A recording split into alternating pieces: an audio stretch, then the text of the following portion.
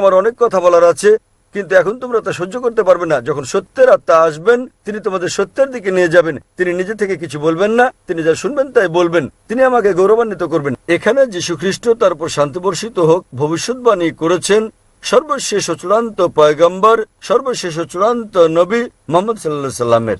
অর্থাৎ যখন তিনি আসবেন, তিনি তোমাদের সব সত্যের দিকে নিয়ে যাবেন। তার মানে যীশু খ্রিস্ট, তার উপর শান্তি বর্ষিত হোক, জানতেন বাইবেলে যা বর্ণিত আছে তা সবকিছু অনুসরণ করা যাবে না।